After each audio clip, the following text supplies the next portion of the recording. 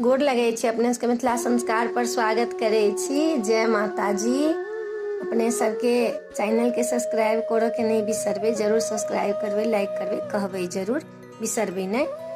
तो अष्टमी के सप्तमी से खोइछ भरा लगैया। सप्तमी, अष्टमी, नवमी 3 दिन खोइछ भराइया। सप्तमी के कते ठमन दिने में भगवती के नेत्र खुल जाय छन, कते ठमन रात में नेत्र खुले छन, आ सप्तमीये के रात में निशो पूजा होइ छै। तो सप्तमी के कते ठमन जे छै बेल टूट के आयल आर भगवती के नेत्र खुल गेल, खोइछ भरा के शुरू भ गेल। कते ठमन छै से रात में खुले छै। तो अपन अपन नियम होइ छै।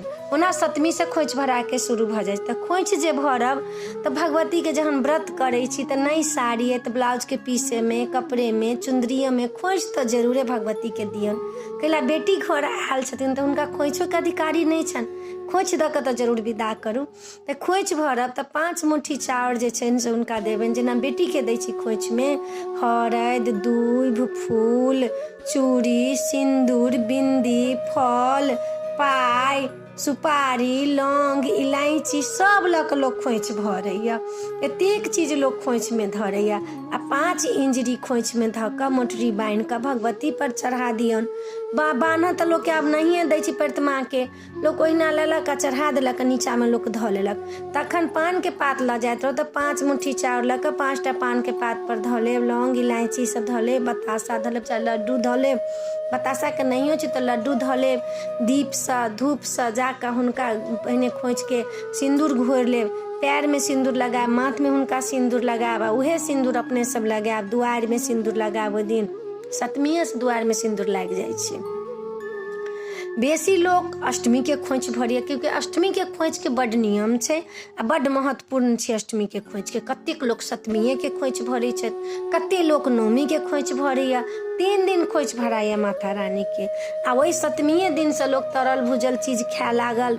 जेकरा जी माछ मांस खाय वाला छै से अपन खाए लागल। छागर चढ़ल, कते ठमन बलि प्रदान होइ छै, कते ठमन नहीं होइ छै बलि प्रदान होइ छै तो लोग खाए लागल ओहि दिन से। लेकिन नवरात्रा जे करे वाला लोग छी से ओहि दिन नहीं खायब।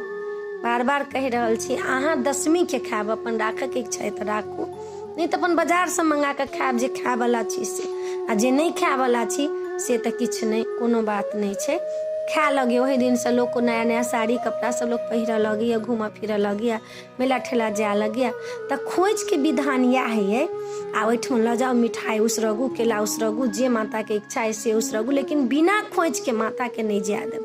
जे छी सब गोटा खोइछ जरूर भरब। ई नियम नहीं छै जे हम साड़िये से खोइछ भरब, ब्लाउजो के पीस से खोइछ भरब, लेकिन एहन चीज दियो जे आदमी पूजा करबे छथिन हुनका ओ काज अबे। आब खोइछ माता के भरि लेलहुँ, ओ कपड़ा के कोनो काजे नहीं छै, नोर गुबरौल क के लोग फेंक दै छै, से काज नहीं करू। नीक चीज से खोइछ भरू। अपना तो लोग नीके पहिरे छै, जहाँ तक सकभर लागे। माता जे देने छै, जे आस्था से जते चीज माता देने छै तै लऽ कऽ हुनकर ढंग से कनी खोइछ भरू। माता रानी के, सृष्टि के माता छथिन।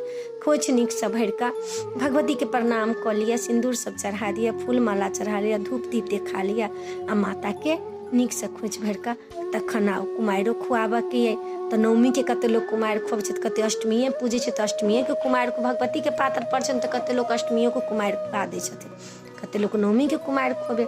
9 दिन के व्रत है तो 9टा कुमारि तो अहाँके अनिवार्य है खुआनाइ।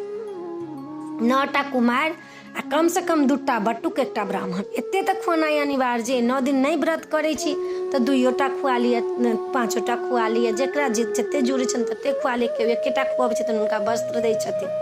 वस्त्र के जिनका 8 छन से वस्त्र देथिन, नहीं 8 छन तो खोइछू हुनका कन्या के तो देबहे पड़त। पैसा, खोइछ, प्लेट दियत, गिलास दिया खुआबऽ के लेल। जे अपन मर्जी से खुआओ। आ ई खोइछ भरऽ के विधि छला, एहिमे किछु कमी लागत हमरा से जरूर पूछब आ हमरा जरूर कहब जे ई गलती है। हमरा तो जे अबैए से कहै छी, हमरा आर कहऽ वाला के छै तो माता रानी कहै छथिन, हुनकर जवान रहै छनि, हम बजैत रहै छी। हमरा के हम की छी, किछु नहीं छी, हम तो तुच्छ प्राणी छी। अहाँ सबके नीक लागत तो चैनल के सब्सक्राइब करो नहीं बिसरबे, जरूर सब्सक्राइब करबे, लाइक करबे, कहबे जरूर। आई वीडियो में यह छला। जय मिथिला, जय माता।